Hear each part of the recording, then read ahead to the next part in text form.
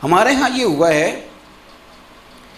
कि कुछ इस तरह का माहौल इस्लाम के साथ बनाया गया, माज़अल्लाह, जिस तरह का यूरोप से लोग पढ़ के आए थे ना, कि पंडित का, जोगी का माज़अल्लाह कोई काम नहीं, कि वो सियासत की बात करे, वो तिजारत की बात करे, उसको गार में बंद कर दो, कभी को दुआ शुआ करानी हुई तो उससे करा लेंगे, बाकी उसका ताल्लुक़ कोई नहीं। अब हमने क्या किया है, हमने ये किया है कि ज़िक्र मुस्तफ़ा सल्लल्लाहु ताला अलैहि वसल्लम को माज़अल्लाह पाबंद करना शुरू कर दिया मस्जिद के अंदर, मस्जिद में और महफिल मिलाद में और मखसूस लोगों में, यानी मखसूस लोगों में।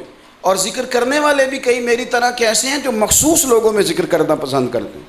यानी आप कह दें ना किसी जगह वलीमा हो रहा है तो किसी नात खां से कह दें, सब की बात नहीं करता, इल्ला माशाअल्लाह, आप कहें जनाब नात पढ़ो तो कहता है यहाँ मौका नहीं, यानी ये मौका नहीं। तो मैं कहता हूँ ज़िक्र रसूल का भी मौका होता है। ये क्या बात हुई आपने, अल्लाह अल्लाह करने का भी मौका होता है। आमनुज़्कुरुल्लाह ज़िक्रन कसीरा वसब्बिहूहु बुकरतम व असीला, ये तो तुमने हर वक्त करना है, सुबह शाम करना है, इसके लिए भी तुम्हें मौके की तलाश है। तो हम ये करते हैं कि हम उसको मस्जिद के साथ पाबंद करते हैं। ये तरीका हमारा दुरुस्त, यानी अगर कोई मौलाना साहब मिल जाएं तो चलो जी को नात सुनाओ, ठीक हो गया। तो जब आप बच्चे के दिन तय करने बैठे थे, उस वक़्त भी हुजूर के ग़ुलाम है कि नहीं? तो उस वक़्त भी बुलाए ना किसी मौलाना को, कहें सुनाए ज़रा इस मौके पर मेरे नबी का क्या हुक्म है।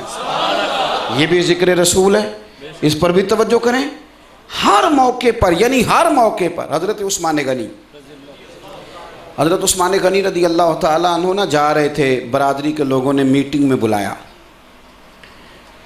तो नबी पाक सल्लल्लाहु अलैहि वसल्लम ने फरमाया, ये तहमद और ये तुम्हारा जो पजामा है ना, ये टखनों से नीचा तकब्बुर के तौर पर नहीं होना चाहिए।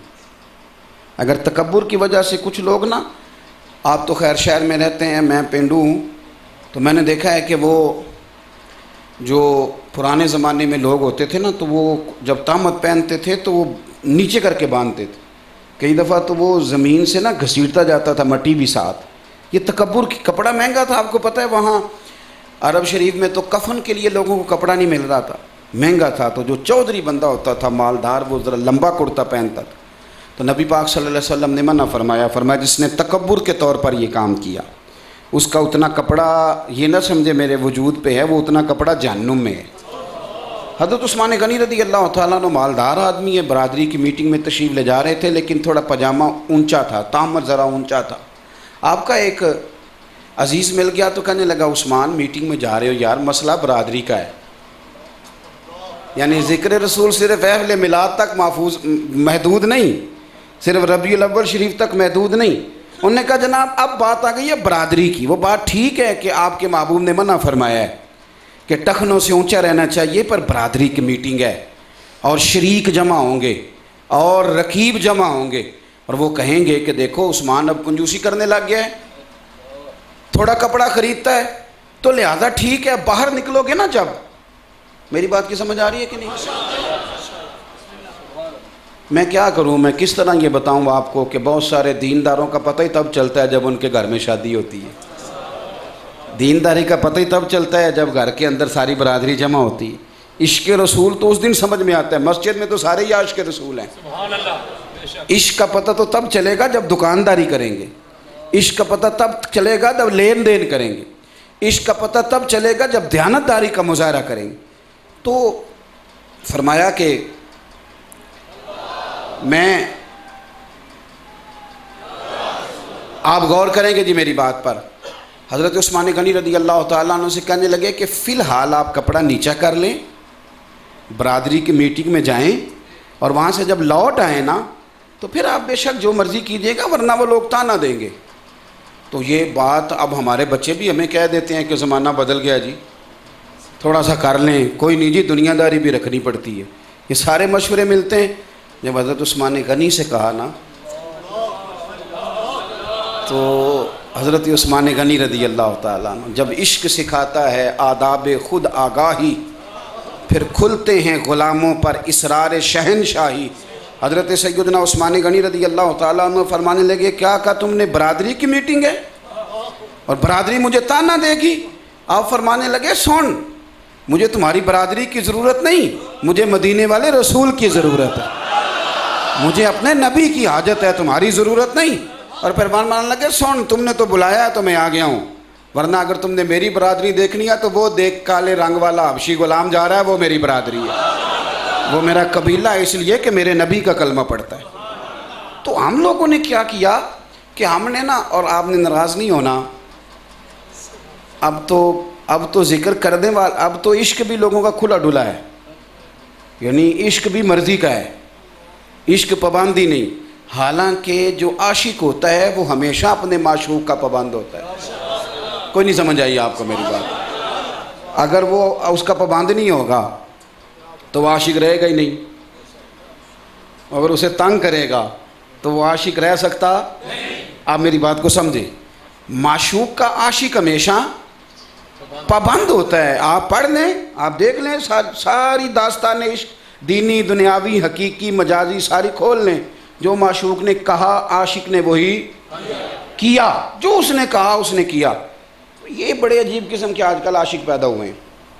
ये एक तो अपनी मर्ज़ी की लाइटिंग करते हैं, उलमा से नहीं पूछते, जिस चौक में दिल करता है मॉडल बना देते हैं, ये भी नहीं पूछते कि यहाँ बनाना था कि नहीं, और फिर इश्क करते हैं नबी पाक से।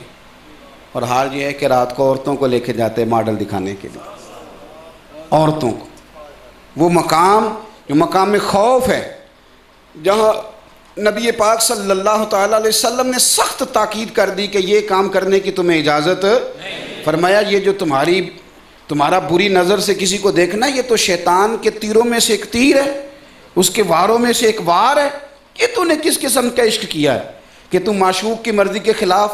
दाता गांजी बख्श अली अजमेरी दाता साहब ने लिखा है, फरमाते हैं कि ये जो होता है ना महबूब, इस पर गुस्सा नहीं आता बंदे को, यानी बंदा ये नहीं कहता कि जो मेरा महबूब है इसने काम सही नहीं किया। महबूब महबूब होता है, उस पर गुस्सा, वो सख्त बात भी कर दे तो महबूब पर गुस्सा नहीं आता। और आपने बतौर दलील के हज़रत अब्दुल्ला इब्ने मुबारक की बात लिखी है, वो कहते हैं कि मैं एक औरत पर आशिक हो गया था, तो मैं उसके महल्ले में जाके शाह की नमाज़ पढ़ता था, तो अगर कारी साहब नमाज लंबी कर देते तो मुझे नाराज़गी होती दिल में। नौजवान था, अभी चीज़ों का पता नहीं था। कहते मैं रात को जाता और सारी रात घूमता, तो वो चंद लम्हों के लिए छत पे आती, वापस लौट आता। एक रात में गया, कारी साहब ने नमाज लंबी कर दी, मुझे थोड़ी दुश्वारी हुई, उसके घर गया। ये थोड़ा सा इसको समझिएगा चीज़ को। कहते हैं सारी रात में उसके घर के चक्कर लगाता रहा, ठंड की रात थी और सारी बीत गई, वक्त का भी पता ना चला। वो सहरी के वक्त छत पे आई और आके कहने लगी घर में कुछ मेहमान हैं, कोई मजबूरी है, आज कोई बात नहीं हो सकती। कहते हैं कि वो उसने जब कहा ना, तो मुझे दुनिया में सबसे ज़्यादा मजबूर वो बीबी लगी। यानी मैंने ये नहीं कहा कि बहाना कर रही है, मैंने ये नहीं कहा कि झूठ बोल रही है, चूँकि प्यार था ना, मैंने ये कहा ही नहीं, मुझे प्यार था। मैंने कहा कि बेचारी मजबूर है, देखो फिर भी 1-2 मिनट के लिए सही आई तो है ना। फरमाते हैं जब मैं वहाँ से लौट रहा था तो इमाम मुअज्जन फजर की अजान दे रहा था, तो मेरे अंदर से आवाज़ आई, अब्दुल्ला अगर बीबी के लिए सारी रात खड़ा रह सकता है तो तू रब रसूल के लिए भी खड़ा रह सकता है, अल्लाह रसूल के लिए भी तो खड़ा रह सकता है। फिर तुझे कोई सख्त हुक्म दिया जाएगा दीन का तो तुझे कोई गुस्सा, इसलिए कि तू प्यार करता है। प्यार करने वाले गुस्सा करते, उन्हें कोई नाराज़गी होती। तो फरमाने लगे कि फिर मैंने तौबा कर ली और मैंने कहा कि यहाँ इन रस्तों में और इस राह में जो अपना अब ज़ाया करना है तो वहाँ ना ज़ाया करूँ, जहाँ एक लम्हा भी दिया जाए तो अल्लाह ताला मेरा जितनी इज़्ज़त अता फरमा देता है। तो मेरे भाई आपने गौर करना है, हमें मिलाद हो, कोई महफिल हो, कोई शादी हो, कोई निकाह हो, हम और फिर जो माशूक होते हैं वो इस तरह के नहीं होते कि सवेरे इश्क करें और शाम को भूल जाए, शाम इश्क करें और सवेरे। एक किस किस्म का आशिक है, इसने तो दावा ही सही नहीं किया। हमने क्या करना है, हमने ज़िक्र मुस्तफ़ा हर मौके पर करना है और हर जगह पे करना है। और कोई ज़िक्र में कोई बात मुश्किल आ जाए, कोई अहकाम अल्लाह रसूल की बज़ाहिर मुश्किल भी नज़र आए, तो हमने इसलिए कबूल करना है कि जो माशूक होता है उसकी हर बात मानी जाती है, उसकी हर बात को कबूल, और फिर बहस भी नहीं करनी। मुझे आजकल परेशानी बड़ी है, मैं छोटा आदमी हूँ, मैं तो किसी आलिम को, किसी वाइस को, किसी को कुछ कह भी नहीं सकता, लेकिन मुझे बड़ी परेशानी है। जिस तरह कभी गुमसान का रन पड़ता था ना जंगों में, गुमसान का रन ये होता था कि पता ही नहीं चल रहा कौन कहाँ है, कहाँ लड़ाई है, पता ही कोई नहीं, क्या हाल। अब हमारे ना मीडिया पे पता ही कोई नहीं कोई क्या कर रहा है, कौन सही है कौन गलत है, कौन किसको कुछ कह रहा है, अल्लाह ही बेहतर जानता है। अल्लाह माफ़ करे, पता नहीं क्या बन गया और हर चीज़ हमने उलझा के रख दी। यानी अहले हक के अंदर भी इस अंदाज में बात होती है कि बेचारे मेरी तरह के लोग उलझ जाते हैं कि पता नहीं ठीक कौन है, ये भी या रसूलुल्लाह कहने वाला है, ये भी या रसूलुल्लाह कहने वाला है, ये भी बहुत बड़ी हस्ती कहलाता है, ये भी उलझा दिया। और ज़िम्मेदार लोगों से मैं अपील करता हूँ कि बहस के दरवाज़े कम से कम खोलें, मेहरबानी फरमाएं। जहाँ तक हो सकता है कम अज़ कम अहले खैर तो नेकी करें, यहाँ तो कोई इज्तिमाइयत का है। और आप हज़रात से भी मेरी गुजारिश है, बहस ना करें, ग़ुलाम बहस नहीं करते। जो ग़ुलाम होते हैं वो बहस नहीं करते। ग़ुलामों का काम बहस करना नहीं, ग़ुलामी करना है। ये मिलाद आ गया है ना जी, जिसकी सारी नस्लें पीछे से मिलाद मनाती आ रही हैं ना, वो भी किसी मौलवी की तकरीर सुन के आ जाएगा सवेरे, कह जी फलाना कह रहा था जायज़ नहीं। तो मैं कहता हूँ कितने साल हो गए मनाते हुए, उलमा को दलीलें देते हुए, किताबें लिखते हुए, आप अभी तक। और ये नहीं मसला कि बंदा मुतमईन नहीं, ये वैसे हमारा मिजाज है बहस का, पता भी है। दलील ज़िक्र कर दी गई जुमे वाले दिन, ज़िक्र कर दी गई महफ़िल में, दलील हम तक पहुँच गई। हमारा मिजाज है थोड़ा सा ना, थोड़ा बहस में जाने का। इस मिजाज को बदलें। अब मैं तो नहीं बताता, मुझसे बहुत सारे लोग अपने आके जब पूछते हैं ना जी मिलाद जायज़ है कि नहीं, तो मैं कहता हूँ सालों बीत गए तुम्हें बताते हुए, अब ये ना पूछा करो जायज़ है कि नहीं, अब ये पूछा करो कि मिलाद की झंडियाँ वज़ू करके लगानी चाहिए कि बगैर वज़ू के भी लग जाते। अब हद हो गई, सारी ज़िंदगी यही पूछना है तुमने। अब तो मसले तय हो गए, अब तो ज़माना बीत गया, यही सवाल करोगे अब सारी ज़िंदगी। अब थोड़ा आगे बढ़ो, अब थोड़ा ज़ौक़ बनाओ, अब तुम्हारी कैफियत बदलनी चाहिए। बहस से बचें, ग़ुलाम बहस नहीं करते। ग़ुलाम तो चुप करके बात मानते हैं, बहस तो करते हैं बराबर के लोग। ग़ुलाम बहस कोई नहीं समझ आई आपको मेरी बात। दो बंदे बराबर के हो ना, स्टेटस एक हो, तालीम एक हो, वो बहस करते हैं, ग़ुलाम बहस नहीं करते। हज़रत इमाम अहमद बिन हम्बल रहमतुल्लाह अलैह ने एक ग़ुलाम खरीद के लाए, तो इमाम साहब रहमत मुझे दे दें जी। इमाम साहब जब ग़ुलाम ख़रीद लाए तो ख़रीद करके ना, तो आप उसे घर लाए तो फरमाने लगे तेरा नाम क्या है? वो कहने लगा हुज़ूर ग़ुलामों का नाम नहीं होता, आप किसी और को भी आवाज़ देंगे तो मैं समझूंगा मुझे ही बुला रहे हैं। तो आप फरमाने लगे अच्छा। फरमाते हैं उसकी पहली बात नहीं ना मेरी तबीयत में एक अजीब सा ठहराव पैदा कर दिया। मैंने उससे पूछा तू खाएगा क्या? कहने लगा हुज़ूर ग़ुलामों के नखरे नहीं होते। और बाबा बुल्ले शाह साहब कहते हैं कि हम कुत्ते के मालिक होते हैं और कुत्ते को ना एक रोटी डालते हैं, दूसरी मांगे तो कई दफ़ा जूता भी मार देते हैं। हम सो जाते हैं, वो सारी रात पहरा देता है। हम एसी के नीचे, पंखे के नीचे होते हैं, लेकिन वो सुबह जाके ना तो किसी दरख्त के नीचे, रुख के नीचे सोता है। फरमाते हैं जिसका तू मालिक है उसकी ड्यूटी देख और अपना इनाम देख, एक रोटी। और फरमाने लगे जो तेरा मालिक है। अब शेर सुने, अब आपको समझ आएगी कि सूफी बताता क्या है। बाबा साहब फरमाने लगे राती जागें तो शेख सदावें, राती जाग दे कुत्ते तैथों उत्ते। लफ्ज़ सादे हैं पर पीछे बोलने वाला चूँकि अल्लाह का मुक़र्रब है तो तासीर देखी कितनी है। फरमाने लगे तो राती जागें शेख सदावें, राती जाग दे कुत्ते तैथों उत्ते। एक बुरकी दा कदर पछाण भावें मालिक हों वन सुत्ते। तैथों उत्ते ओए रुखा सुखा खा दिने जा रुखां विच सुत्ते। तैथों उत्ते उठ बुलिया चल यार मना लै नहीं ते बाजी लै गए नहीं कुत्ते। उठ बुलिया चल यार मना लै नहीं तो फिर बाजी लै गए। तू देखना कि वो अल्लाह तेरे ऊपर कितनी नेमतें करता है और तू कहता है मेरी फजर में आँख नहीं खुलती। तो मैं दोस्तों से कहता हूँ नमाज कुर्बानी वाली तो है ही फजर, तो अगर तेरी वहाँ नहीं खुलती तो फिर तू कुर्बानी क्या देता है नमाज के लिए? बाकी तो नमाजें वैसे ही चलते फिरती आ जाती हैं दिन में। जो उठ के बिस्तर छोड़ के नींद छोड़ के पढ़नी वो है ही फजर। तो अगर वही नहीं तुझसे पढ़ी गई तो फिर तूने कमाल क्या किया है? और मैं आपको अर्ज़ करूँ ये भी बहुत बड़ा बहाना है कि मेरी आँख नहीं खुलती। मेरा एक संगी सऊदी अरब में रहता है, तो मैं जब भी उससे मिलता मैं उससे यही पूछता फ़जर पढ़ते हो? कहता हज़रत जी दुआ करें। अब ये भी बड़ा मसला है, तनख्वाह लेने जाना हो तो लोग दुआ नहीं कराते, फटाफट बैंक पहुंच जाते हैं, लेकिन नमाज के लिए दुआ कराते हैं। वहाँ कोई तवीज़ याद नहीं आता, कोई नहीं कहता मेरा आज तनख्वाह लेने जाने को दिल नहीं कर रहा। कभी कहा है किसी ने? एक को तवीज़ दे दें, फटाफट चले जाएंगे। नमाज के लिए तवीज़ लेते हैं, दुआ करें जी। तो जिस दिन उसकी वापसी थी वो मुझे मिलने आया, कहने लगा सवेरे फ़्लाइट है तो मैं रात को मिल लूँ। मैंने कहा कितने बजे है? मैंने कहा 4 बजे की। तो मैंने कहा तेरी तो रह जाएगी, तेरी तो आँख ही नहीं खुलती। चुप कर गया। कहने लगा जी नहीं, वो 50-55 हज़ार रुपया भरा हुआ है, आज तो लगनी नहीं सारी रात। ये हंसाने के लिए नहीं, ये समझाने के लिए। तो मैंने उसे कहा यार अजीब बात है ना, 50,000 के लिए तू रात बेदार रह लेता है, तो अपने रब के लिए क्यों नहीं बेदार रहता? बात को समझे। मेरे रब ने शिकवा किया, फरमाया लोगों ने अल्लाह की कदर नहीं की जिस तरह करनी चाहिए, कदर नहीं की। तू समझा ही नहीं यार, तो ख्याल ही नहीं आया। ये मैंने इस जुमे दोस्तों से कहा है। मैंने कहा तुम कहते हो कि ज़िक्र के लिए टाइम नहीं मिला, और जिसे सिगरेट की आदत हो ना, वो महफिल छोड़ के कहता है 5 मिनट आया, मुसीबत बनी होती है उसकी जान को, ढूंढता फिरता है अच्छी महफिल में बैठा हो।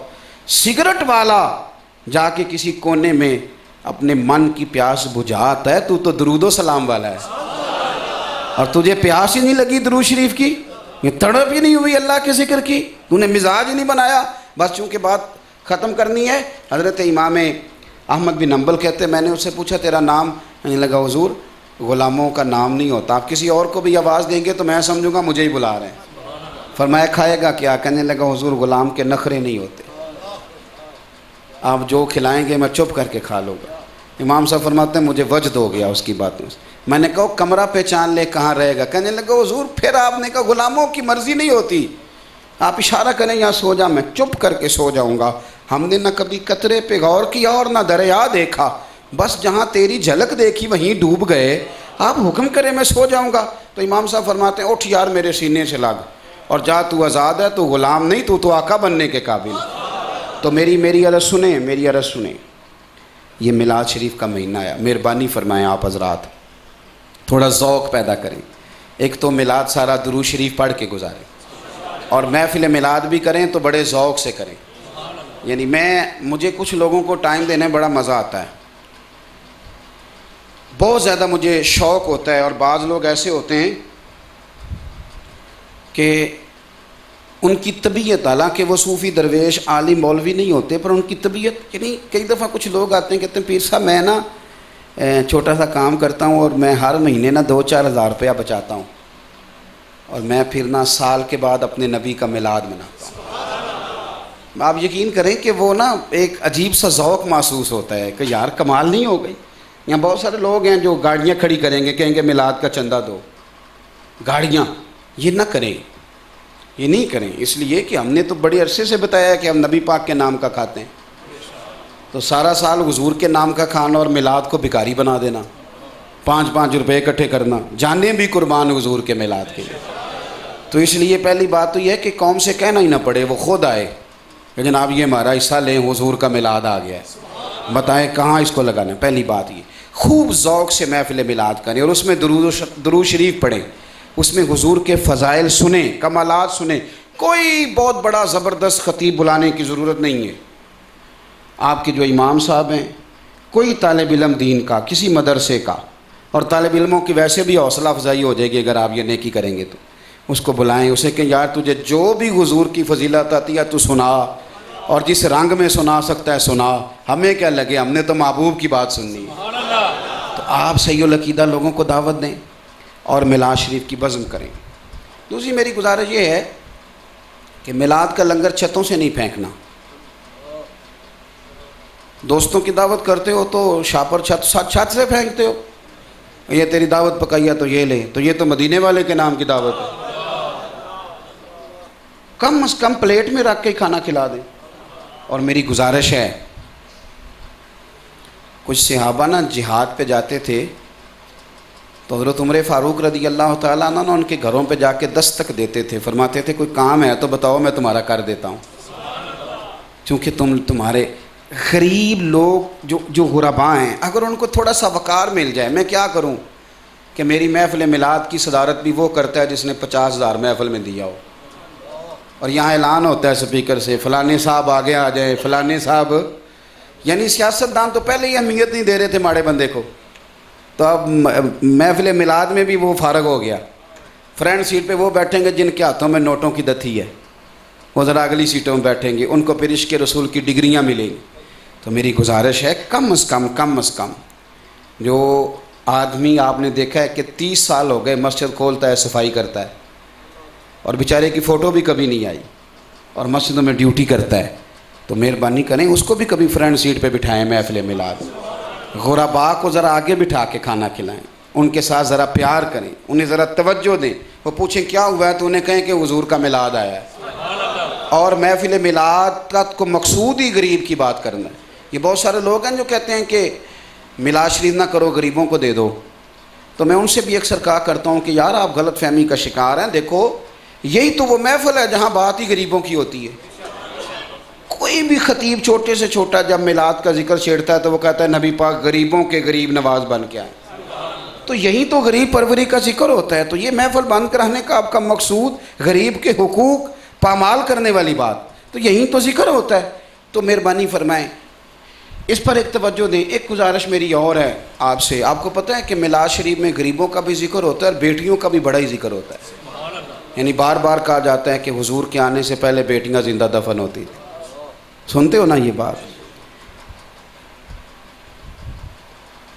आज भी थोड़ी सी ज़्यादती बेटियों के साथ होती है, हिस्सा नहीं देते अब्बा जी बेटी को, बड़ा जुल्म करते हैं और ब्लैकमेल किया जाता है। बहुत सारी जगहों पे तो पहले ही लिखवा लेते हैं, शादी से पहले ब्लैकमेल करते हैं, कहते हैं मेरा मरे का मुंह ना देखना।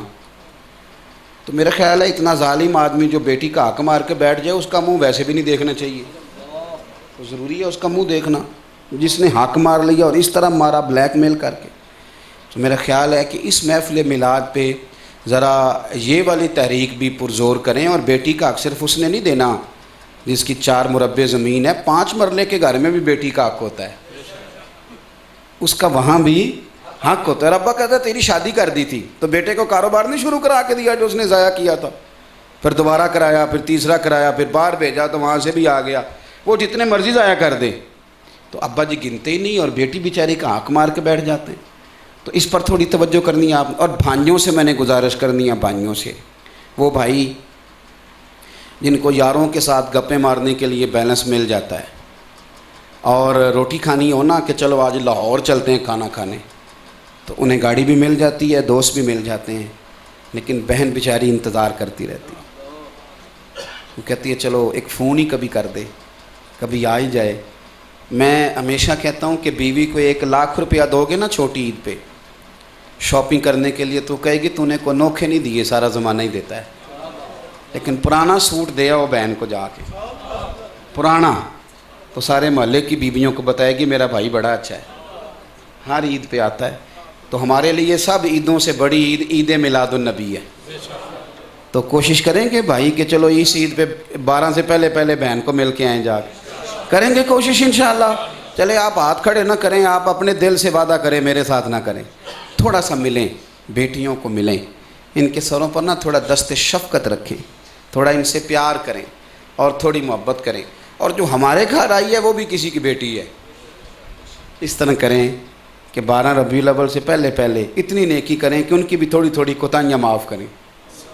चले इतना ही कह दें कि रबीउल अव्वल शरीफ आया है तो थोड़ा माफ़ करें, थोड़ा दरगुजर करें। औरत बेचारी की अकलादी होती है, वो कुछ काम सही करना भी चाहे तो चूँकि उसका शऊर ही इतना है, थोड़ा दरगुजर वाला मामला। जो मियाँ साहब ने हर वक्त डंडा पकड़ा हुआ ना, उससे भी ख़राबी हो रही, थोड़ा दरगुजर वाला मामला। ये 12 रबीउल अव्वल तक ना तबीयत को ठंडा रखें, ज़ौक़। और मैं अक्सर दोस्तों से कहता हूँ कि मिलाद तो एक ज़ौक़ का नाम है, आपका ज़ौक़ हो, यानी बेटे की शादी हो तो अब्बा देखने वाला होता है, यानी मुफ्त में ही उसे लगता है कि पता नहीं आज क्या है, उसका बस नहीं चलता, वरना ज़मीन पे पैर न रखे, फ़िज़ा में रखे। तो मुझे एक दोस्त ने कहा मैं 1 रबीउल अव्वल को ना लाइटें लगवा देता हूँ मस्जिद पे और अपने मकान के छत पे भी। तो मुझे एक साहब ने कहा कि 1 को ही लगवा दी हैं, और मैंने कहा मेरे जैसे बंदे तो सलाम किसी ने नहीं लेनी थी। तो ये करम हुजूर का जब से हुआ है ना, मेरा बस नहीं चलता, मैं तो तारे तोड़ के मस्जिद पे लगवा दूँ मिलाद के बाद, कि बस नहीं। तो ज़ौक़ आप बनाएंगे तो फिर आपको मिलाद शरीफ करने का मज़ा आएगा। एक बात आखिर में मेरी सुने और मैं अपनी बात को समेटूँ। देखो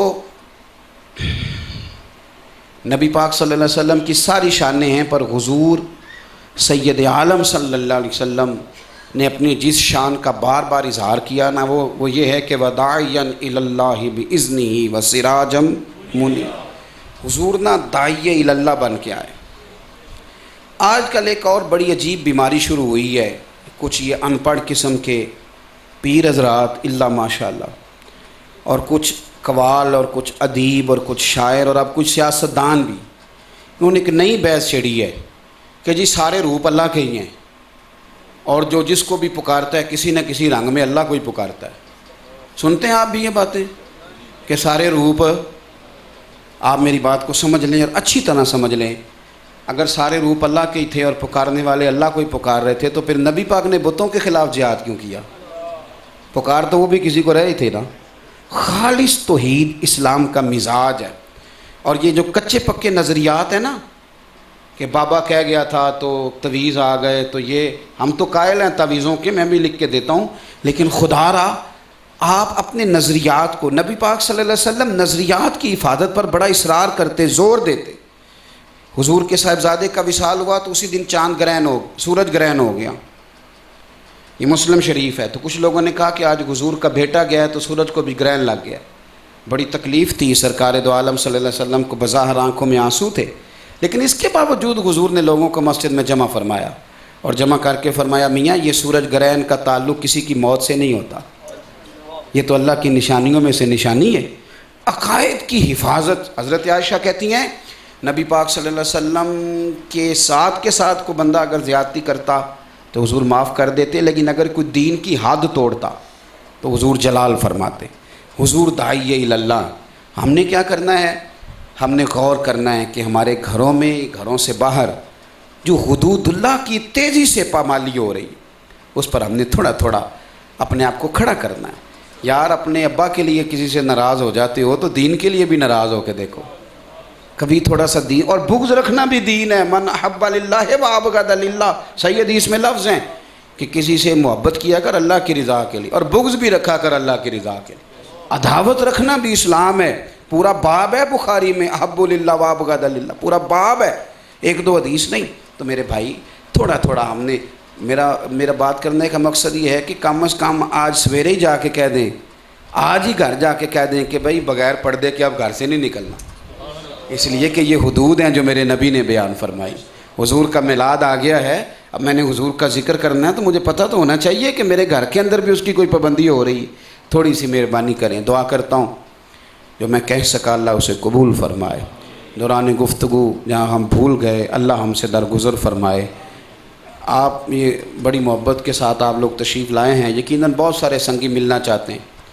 फिर ये होता है कि बूढ़े लोग गिरते हैं, मुश्किल होती। मैंने सुहावे जाना है, अभी आप अंदाज़ा कर लें कि वो सफ़र कैसा है। और फिर कल ज़ोर में मैंने गोजरे भी जाना है। तो पक्के मुसाफिर आदमी को अगर आप खड़ा करना चाहेंगी तो क्या करेगा बेचारा, उसको तो सफ़र करना है। तो मुझे चूँकि जाना है, आप जब आते हैं और फिर मेरे जैसा आदमी बड़ा परेशान होता है कि यार देखो बुज़ुर्ग आदमी, सफ़ेद दाढ़ी, और तेरी वजह से तकलीफ़ आई, आप मुझे इजाज़त देंगे जाने की। या आपका बहुत बहुत शुक्रिया। मस्जिद की वैसे भी बेहरमती होती है, और आपको शौक़ हो बड़ा मिलने का तो मसला कोई नहीं, ये 30 मिनट लगते हैं मेरे पास आने में, क्या मसला है जुमेरात को आ जाए।